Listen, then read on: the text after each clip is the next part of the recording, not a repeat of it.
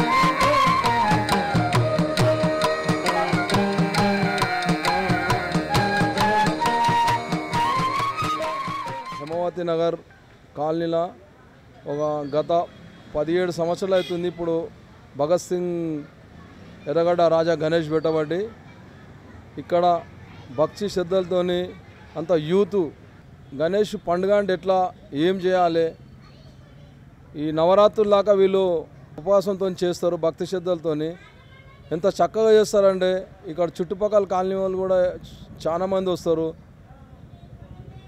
Programme కూడా బాగానే చేస్తారు. గణేష్ అంటే ఏందని కూడా వివరిస్తారు. మనం గణేష్ని కూర్చోబెడుతుంటే ఆశ సమస్య కాదు. గణేష్ని గురించి మనం తెలుసుకోవాలంటే ఈ భగత్ సింగ్ యూత్ అసోసియేషన్ ఎర్రగడ్డ రాజా అని పిలుస్తారు.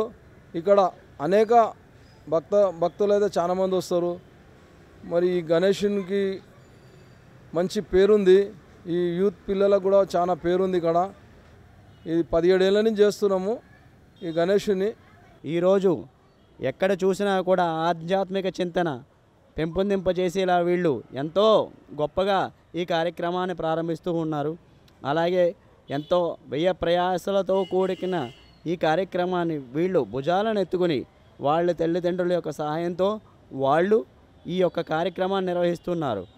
ఈరోజు ఈ కార్యక్రమం ఇంత దిగ్విజయంగా నడుస్తోందంటే దీని వెనుకున్న భగత్ సింగ్ నవయువత కమిటీ ప్రతి సభ్యునిది ఎంతో కష్టం ఇందులో ఆధారపడి ఉంది. గణపతికి ప్రత్యేకించి వీళ్ళు గణపతితో పాటు ప్రతి కార్యక్రమంలో కూడా ఆధ్యాత్మిక చింతన ఉండేలాగా, అలాగే కళామ తల్లిలో కూడా వీళ్ళు సహోదరంతో బాగా నిర్వహిస్తున్నారు. నా పేరు నీలేష్, నేను భగత్ సింగ్ నవయువత మెంబర్ని. ఈ సాయిలో మేము ఉన్నామంటే ఇప్పటి వరకు మాకు పెద్దల సపోర్ట్ చాలా ఉంది.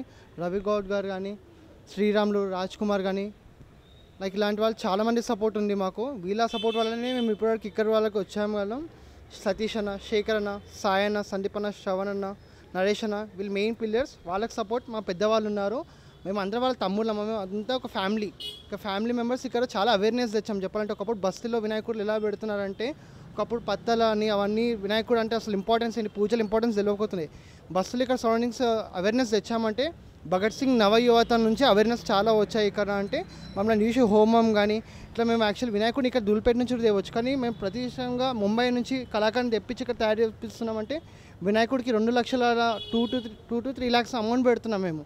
ఎందుకంటే ప్రజలకు అందరికి తెలియాలి వినాయకుడు అంటే ఏంది, అసలు మన హిందూ ధర్మం ఎలా చేస్తున్నామని చెప్పి చాలా అవేర్నెస్ తేవాలని చాలా ప్రోగ్రామ్ చేస్తాము. అందరూ కలిసి మహాఆరతి ప్రోగ్రామ్ ఏర్పాటు చేస్తున్నాం. దాని తర్వాత అన్నప్రసాదం ప్రోగ్రామ్ ఉంది. తప్పకుండా అందరూ పార్టిసిపేట్ చేయాలని అనుకుంటున్నాము. జై శ్రీ గణేష.